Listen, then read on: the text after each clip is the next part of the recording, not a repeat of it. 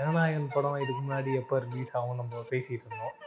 இப்போ அந்த டைட்டில் கார்டெலாம் மாறி ரிலீஸ் ஆகுன்றத இதுக்கு முன்னாடியே நம்மளும் டிஸ்கஸ் பண்ணியிருந்தோம். அந்த படத்துடைய ரிலீஸ் எந்த அளவுக்கு சீக்கிரமாக இருக்கும்னு நினைக்கிறேன். ரிலீஸை பொறுத்தளவுக்கு இன்னும் கணத்தில் போட்ட கல் மாதிரி தான் இருக்குது. அவங்களுக்கு இது வரைக்கும் எந்த மெயிலும் வரலை. விஜய் எந்த சீட்டில் போய் உட்காந்தாலும் அவங்களுக்கு கவலையே பட மாட்டாங்க. விஜய் ஜனாதிபதி ஆனால் கூட இந்த ஜனநாயகன் சர்டிஃபிகேட்டை பிடிச்சி வச்சுட்டு ஏதோ ஒரு காரணத்தினால விடாமலே வச்சுருப்பாங்க போல இருக்குது. விஜய் படம் என்டர்டெய்னிங்காக இருக்குங்கிறதுல மாற்று கருத்தே கிடையாது. அப்போ இந்த தேர்தல், அரசியல், வெற்றி, தோல்வி இது எல்லாத்தையும் தூக்கி வரமா வச்சுட்டு அந்த கூட்டம் அப்படியே ரிப்பீட் ஆகும். படங்களை எவ்வளவு நீங்கள் ட்ரையான படமாக இருந்தாலும் அது ஒரு ஜனரஞ்சகமாக கொடுத்துட முடியும். நீங்கள் அந்த காலத்தில் படம் பார்த்தீங்கன்னா ரொம்ப ஒரு க்ரைம் த்ரில்லராக இருக்கும். ஆனால் அதில் ஒரு சுவாரஸ்யமான திரைக்கதை இருக்கும். ஒரு மருந்துக்கு கூட ஒரு சிரிப்பு இல்லை படத்தில். படம் சரியாக போகலன்னா அடுத்த படத்துக்கு சம்பளத்தை குறைக்கிறதுங்கிறது இயல்பு தான். அவரும் அதை அக்செப்ட் பண்ணிக்கிறார். ரஜினி மாதிரி ஒரு பெரிய ஸ்டாரே அக்செப்ட் பண்ணும்போது அவருக்கு அடுத்த நிலையில் இருப்பவர்கள் கட்டாயமாக அதை பண்ணி தானே ஆகணும். ஜெயராம் ஊர்வசி வச்சு இந்த படம் பண்ணுறாரு. ஆக்சுவலாக பாண்டியராஜ் ஒரு பெரிய படம் பண்ண போகிறாரு. அதற்கு இடையில சின்னதாக ஒரு படம் பண்ணிவிடுவோமே அப்படின்னு பண்ண வந்தது தான் இந்த படம். இந்த படத்தை நெட்ஃப்ளிக்ஸில் போட்டு காமிச்சிருக்காங்க. அவங்க பார்த்துட்டு விழுந்து சிரித்து உடனே அந்த படத்தை வாங்கியிருக்காங்க. ரெட்ரோ மீடியா நேயர்களுக்கு வணக்கம். இந்த ஒரு இன்ட்ரெஸ்டிங்கான கான்வர்சேஷனில் நம்ம கூட மூத்த பத்திரிகையாளர் அந்தனன் அண்ணா இருக்கார். அண்ணா வணக்கம். வணக்கம். Welcome to retro media. நன்றி. ஜனநாயகன் படம் இதுக்கு முன்னாடி எப்போ ரிலீஸ் ஆகும் நம்ம பேசிகிட்டு இருந்தோம். இப்போ அந்த டைட்டில் கார்டெலாம் மாறி ரிலீஸ் ஆகுன்றதை இதுக்கு முன்னாடியே நம்மளும் டிஸ்கஸ் பண்ணியிருக்கோம். அப்படி ஒரு சூழ்நிலைக்கு இப்போ வந்திருக்கு. அதை பார்க்கும்போது உங்களுக்கு எந்த அளவுக்கு சந்தோஷமாக இருக்குது? இப்போ அந்த படத்துடைய ரிலீஸ் எந்த அளவுக்கு சீக்கிரமாக இருக்கும்னு நினைக்கிறீங்க? இந்த ரிலீஸை பொறுத்தளவுக்கு இன்னும் கணத்தில் போட்ட கல் மாதிரி தான் இருக்குது. அவங்களுக்கு இது வரைக்கும் எந்த மெயிலும் வரலை. சென்சார் அலுவலகத்திலிருந்து அந்த கம்பெனிக்கு எந்த மெயிலுமே வரல. தொடர்ந்து அவங்க முயற்சி பண்ணிகிட்டே இருக்காங்க.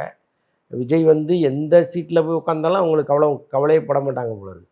விஜய் ஜனாதிபதி ஆனால் கூட இந்த ஜனநாயகன் சர்டிஃபிகேட்டை பிடிச்சி வச்சுட்டு ஏதோ ஒரு காரணத்தினால விடாமலே வச்சுருப்பாங்க போல இருக்குது. ஏன்னா இன்றைக்கி ஜெயிச்சு வந்துட்டார். இந்த கொண்டாட்டங்கள் அப்படியே ரசிகர்களை நோக்கி போகணும். அப்போ இந்த படம் ஒரு பக்கம் பதவியேற்பு விழா, அப்படியே அது முடிஞ்சு ஒரு 2 நாளில் படம் வந்துருச்சுன்னு வைங்களேன், விஜய் ரசிகர்களை அடிச்சிக்கவே முடியாது, அவ்வளோ ஹாப்பியாக இருப்பாங்க. பட் ஏதோ ஒரு வகையில் இந்த படத்துக்கான தடை இன்னும் தொடருது. அது எப்போ வரும்னு தெரியல. ஆனால் நீங்கள் சொன்ன மாதிரி முதலமைச்சர் ஜோசப் விஜய் அல்லது விஜய் வருவதற்கு வாய்ப்பு இருக்குது. இந்த படத்தை பொறுத்த வரைக்கும்னா ஏற்கனவே பல பிரச்சனைகளை பார்த்துருச்சு. இப்போது விஜய் சார் சிஎம் ஆனதுனால இந்த பாக்ஸ் ஆஃபீஸ் கலெக்ஷன் மறுபடியும் பழைய அளவுக்கு ஸ்ட்ராங்காக இருக்குன்ற எதிர்பார்ப்பு இருக்குண்ணா. நீங்கள் அதை எப்படி பார்க்குறீங்க? கட்டாயமாக இருக்கும். இப்போ விஜய் படம் என்டர்டெய்னிங்காக இருக்குங்கிறதுல மாற்று கருத்தே கிடையாது. இப்போ விஜய் திமுகவின் எதிரி ஆகிட்டார், அதிமுகவின் எதிரி ஆகிட்டார். இன்னும் பிஜேபி, இன்னும் நிறையா நீங்கள் என்னெல்லாம் கட்சி இருக்கோ வச்சுக்கிங்க. அந்த கட்சியில் இருக்கிற தொண்டர்கள் அப்படியே இங்கே விஜய் படத்தை பார்க்க மாட்டாங்கன்னு நம்ம சொல்லவே முடியாது. ஏன்னா விஜய் படம் அப்படி இருக்கும், எல்லாருக்குமான படமாக இருக்கும். அப்போ இந்த தேர்தல், அரசியல், வெற்றி, தோல்வி இது எல்லாத்தையும் தூக்கி வரமா வச்சுட்டு அந்த கூட்டம் அப்படியே ரிப்பீட் ஆகும். விஜய் படம் வரும்போதெல்லாம் எப்படி இவங்க உட்காந்து ரசித்தாங்களோ அப்படி தான் இந்த படத்தையும் ரசிக்க போகிறாங்க. என்ன தான் நீங்கள் மொபைல் ஃபோனில் ஏற்கனவே இந்த படத்தை பார்த்துருந்தாலும் ஒரு அகன்ற திரையில் விஜய் பார்ப்பதுங்கிறது ஒரு பேரானந்தம். அந்த டான்ஸு, ஃபைட்டு எல்லாத்தையுமே அவங்க என்ஜாய் பண்ணுறதுக்கு, ஆமாம், எல்லாமே திரும்ப ரிப்பீட் ஆக தான் போகுது. ஆனால் அது எப்போங்கிறது தான் இந்த நிமிஷம் வரைக்கும் யாருக்கும் தெரியல. கரை திரைப்படம் ரீசெண்டாக ரிலீஸ் ஆயிருந்தது. படம் ரிலீஸ் ஆகிறதுக்கு முன்னாடி ஒரு பெரிய எதிர்பார்ப்பு இருந்தது. அந்த படம் ஒரு ஹாலிவுட் ஸ்டாண்டர்டில் இருக்க போகுதுன்ற மாதிரி பேசிக்கிட்டு இருந்தாங்க. பட் ரிலீஸ் ஆனதுக்கப்புறமா வர நியூஸஸ்லாம் ரொம்ப ஷாக்கிங்காக இருக்குது. அந்த படம் நம்பராக என்ன பண்ணியிருக்கு? படம் பார்த்ததுக்கப்புறமா உங்களுடைய கருத்தை என்னவா இருக்குது? இல்லை, நம்பராக நம்ம அந்த தயாரிப்பாளர்கிட்ட கேட்க முடியல. என்ன சூழ்நிலை என்னங்கிறது நமக்கே தெரியும். கண்டிப்பாக. ஸோ இந்த நேரத்தில் அதை நம்ம போய் கேட்டு அவங்கள தர்ம சங்கடப்படுத்துறதுல சரியும் கிடையாது. ஆனால் அந்த படம் எதிர்பார்த்த அளவுக்கு இல்லைங்கிறது ஒரு பெரிய வருத்தத்துக்குரிய விஷயந்தான். அதே நேரத்தில் அந்த ஓடிடி, சேட்டலைட்டு இதிலெல்லாம் அவங்க பெருமளவு ஏற்கனவே விற்றுட்டாங்க. பெரிய தொகையை அவங்க அடைஞ்சிட்டாங்க. ப்ராஃபிட் தான். அப்போ அந்த ப்ராஃபிட் தான். அதனால் பெரிய அளவு லாஸ் வருவதற்கு வாய்ப்பு இல்லை. ஓகே. அண்ட் இந்த படத்தை பொறுத்த வரைக்கும்னா இப்போ அந்த படம் ரிலீஸ் ஆகிறதுக்கு முன்னாடி தனுஷ் சார் பெரிய இடத்துல அந்த டேரக்டரை பற்றி பெருமையாக பேசிகிட்டு இருந்தார். அண்ட் இதே மாதிரி தான் கேப்டன் மில்லர் படத்துடைய டேரக்டரும் ரொம்ப பெருமையாக பேசியிருந்தார். பட் இவங்க 2 பேருக்குள்ள ஒற்றுமை என்னன்னு பார்த்தீங்கன்னா, அவங்க ஆக்ஷன் சீக்வன்ஸா இருக்கட்டும், அவங்க அந்த சீனை எடுத்துக்கிற விதமா இருக்கட்டும், எல்லாம் ஹாலிவுட் ஸ்டைல்ல இருக்கு. பட் கண்டென்ட்டா ஆடியன்ஸ் பெரிய அளவுல ரீச் ஆக மாட்டேங்குது. இருந்தாலும் தொடர்ந்து ஏன் தனுஷ் சார் அப்படிப்பட்ட டைரக்டர்ஸை அப்ரோச் பண்ணிட்டே இருக்காரு, அவங்க கூட ஒர்க் பண்ணணும்னு ஆசைப்படுறாரு? இல்லைங்க, இந்த படங்களை எவ்வளவு நீங்கள் ட்ரையான படமாக இருந்தாலும் அது ஒரு ஜனரஞ்சகமாக கொடுத்துட முடியும். நீங்கள் அந்த காலத்தில் படம் பார்த்தீங்கன்னா ரொம்ப ஒரு கிரைம் த்ரில்லராக இருக்கும். ஆனால் அதில் வந்து ஒரு சுவாரஸ்யமான திரைக்கதை இருக்கும், அங்கங்கே காமெடி இருக்கும். நீங்கள் காமெடி இல்லாமல் ஒரு படத்தை பார்க்கவே முடியாது. ரொம்ப ரேராக இருக்கும். ஏதாவது ஒரு படமாக இருக்கும், 100ல் ஒரு 4 படம் காமெடி இல்லாமல் வரும். பாக்கி 96 படம் காமெடி இல்லாமல் வரவே வராது. அது ஒரு ட்ராக் காமெடியாக வரும், அல்லது வந்து படத்துலேயே அப்படி சேர்ந்து வரும். நீங்கள் எங்கேயோ ஒரு இடத்துல நீங்கள் ரிலாக்ஸ் ஆகணும். நீங்கள் அப்படியே உட்காந்துட்டு அப்படியே உட்காந்திங்கன்னா ஒரு கட்டத்தில் நீங்களே என்ன ஆவீங்கன்னு தெரியாது. ஸோ அப்படி ஒரு சூழ்நிலையை கரையில் இருக்குது இந்த படம் ஏற்படுத்தியிருக்கு. பல காட்சிகள் சுவாரஸ்யமாக இருந்தால் கூட ஒரு ஒரு மருந்துக்கு கூட ஒரு சிரிப்பு உள்ள படத்தில். நீங்கள் இப்போ பல படங்களில் இந்த மகாராஜா மாதிரி படமெல்லாம் வரும், அந்த அந்த ஹீரோ ஒன்று செய்வார், அது படத்தில் சீரியஸாக செய்வார், ஆனால் நமக்கு சிரிப்பாக இருக்கும். அந்த கையை பிடிப்பார், ஒரு 20 போலீஸ் வந்து தள்ளினாலும் நீங்கள் ஒன்றுமே பண்ண முடியாது, கட்டடமே எடுத்துகிட்டு வந்துடும். ஸோ அது வந்து ரொம்ப சீரியஸான காட்சி, ஆனால் நமக்கு ஒரு ஹியூமராக இருக்கும். ஸோ அப்படி வந்து படத்தில் காட்சிகள் இருக்கும். அதெல்லாம் இல்லாமல் நான் ரொம்ப ட்ரையாக ஒரு படத்தை பண்ணுவேன்னா இந்த கதி அந்த படங்களுக்கு ஏற்படும். இது வேல்ஸ் தான் ப்ரொடக்ஷன் பண்ணியிருந்தாங்க. அடுத்து மறுபடியும் வேல்ஸ் தனுஷ் சாரை வச்சு ஒரு 2 படம் பண்ண போகிறாங்க. அதுக்கு தனுஷ் சார் ஒரு படத்துக்கு 58 கோடியிலேருந்து 60 கோடி வாங்க போகிறாங்கன்ற மாதிரி பேசுகிறாங்க. இப்படி ஒரு ரிசல்ட் வந்ததுக்கு அப்புறமாவும் வேல்ஸ் சைட்லேருந்து இவ்வளோ பெரிய ஒரு தொகையை தனுஷ் சாருக்கு சேலரியாக தருவாங்களா? எல்லாமேங்க நீர் உயர நெல் உயரும் கதை தான். ஓகே, நீங்கள் அது நீர் இறங்குச்சுன்னா நெல்லும் இறங்கி தான் ஆகணும், வேறு வழியே கிடையாது. அது யாராக இருந்தாலும், ரஜினியாக இருந்தால் கூட படம் சரியாக போகலன்னா அடுத்த படத்துக்கு சம்பளத்தை குறைக்கிறதுங்கிறது இயல்பு தான். அவரும் அதை அக்செப்ட் பண்ணிக்கிறார். ரஜினி மாதிரி ஒரு பெரிய ஸ்டாரே அக்செப்ட் பண்ணும்போது அவருக்கு அடுத்த நிலையில் இருப்பவர்கள் கட்டாயமாக அதை பண்ணி தானே ஆகணும். நான் முடியாது அப்படின்னு நிற்பதுங்கிறது ரொம்ப ரேரான விஷயம். அப்படி யாருமே செய்ய மாட்டாங்க. யதார்த்தத்தை நீங்கள் புரிஞ்சுக்கிட்டால் தான் அடுத்த கட்டத்துக்கு நகரவே முடியும். நான் பிடிச்ச பிடியில் பிடிவாதமாக இருப்பேன், நீ வந்தாவா வராட்டி போனால் வரமாட்டாங்க. இப்போ அஜித்தெல்லாம் பார்த்தீங்கன்னா ஒரு 185 கோடி சம்பளம் கொடுத்தீங்கன்னா நான் நடிக்க வரேன், இல்லைன்னா நான் வரலங்கிறாரு. பரவாயில்ல சார், நீங்கள் உங்கள் வேலையை பாருங்கன்ட்டாங்க. புரியுதா உங்களுக்கு? ஸோ அப்போது தனுஷ் வந்து 65 கோடி வாங்கினார், ஓகே. ஆனால் அந்த படம் ஓடலங்கும்போது டக்குன்னு அது 50 கோடியாக குறைக்க சொன்னால் குறைச்சிப்பார். அதுதான் சினிமாவில் இருக்கிற அந்த அதை புரிஞ்சுக்கிற விதம். அஜித் சார் அந்த கிளாடியேட்டர்னு ஒரு டீசர் மாதிரி ஒன்று ரிலீஸ் பண்ணியிருந்தாங்க. என்னன்னா ஒரு டாக்குமெண்ட்ரி அவங்க ரெடி பண்ணுறாங்கன்றதை நம்மளால புரிஞ்சுக்க முடியுது. பட் அதில் ஒரு தத்ரூபமான ஒரு காட்சிகள் இருக்கும் இல்லைனா, உண்மையாகவே கார் போகிறது. நம்ம எக்ஸாம்பிள் இந்த ஹாலிவுட் ஸ்டைலில் ஒரு F1 படம்லாம் பார்த்தோம்னா அது ஒரு இம்பேக்ட் இருக்கும். அப்படி ஒரு இம்பேக்டை இந்த ஒரு ட்ரெய்லர் கிரியேட் பண்ணலையோன்றது ரசிகருக்கு மத்தியில் ஒரு விமர்சனமாக வைக்கிறாங்க. அண்ட் அதை பார்க்கும்பொழுதும் அது அஃபீஷியலாக வந்த ஒரு ஃபீலே இல்லை.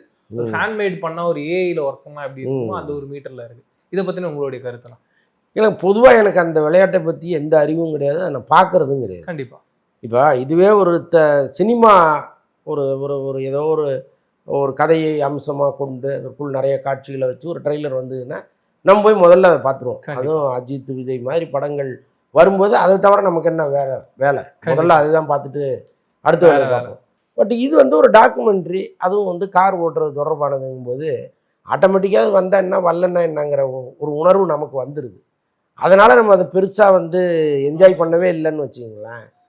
ஆனால் அதில் ஒரு கதையை நீங்கள் உருவாக்கியிருந்தீங்கன்னா, அதில் ஒரு நல்ல சுவாரஸ்யமான ஒரு காட்சியை உருவாக்கியிருந்தீங்கன்னா கட்டாயமாக அது ஒர்க் அவுட் ஆகிறதுக்கு வாய்ப்பு இருக்குது. அதெல்லாம் டாக்குமெண்ட்ரிக்குள் வருமானு நமக்கு தெரில.